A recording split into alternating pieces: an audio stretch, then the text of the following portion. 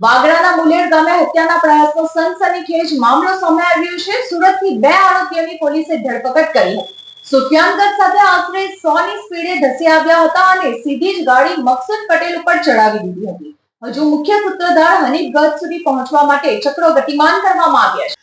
વાગરા તાલુકાના મુલેર ગામમાં ભયનું સામ્રાજ્ય ઊભું કરવાના ઈરાદે રચાયેલા હત્યાના કાવતરાનો પર્દાફાશ થયો છે.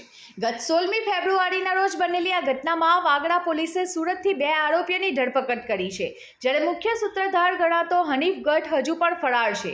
ઘટનાની વિગતો મુજબ મુલેર ગામના બસ સ્ટેન્ડ નજીકથી જ્યારે મુબસ્સીર હનીફ ગઢ પાણીનું ટેન્કર લઈને પસાર થઈ રહ્યો હતો, ત્યારે મકસૂદ ઉમરજી પટેલે તેને રોકીને પૂછ્યું હતું કે તારા પિતા હનીફ ગઢ મને ફોન ઉપર કચડી નાખવાની ધમકી કેમ આપે છે. આ સાંભળતા જ ઉશ્કેરાયેલા મુબસ્સીરે તેના પિતાને ફોન કરી બોલાવ્યા હતા.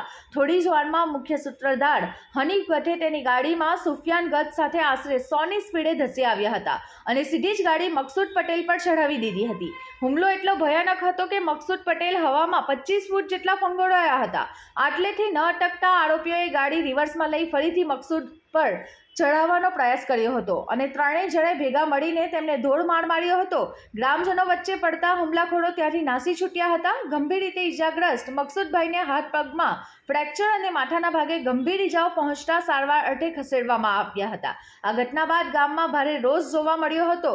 આરોપીઓએ આગોતરા જામીન મેળવવાના પ્રયાસો કર્યા હતા, પરંતુ મુલેર ગામના 126 જેટલા જાગૃત નાગરિકોએ સહી સાથેની અરજી રજૂ કરી જામીનનો વિરોધ કર્યો હતો.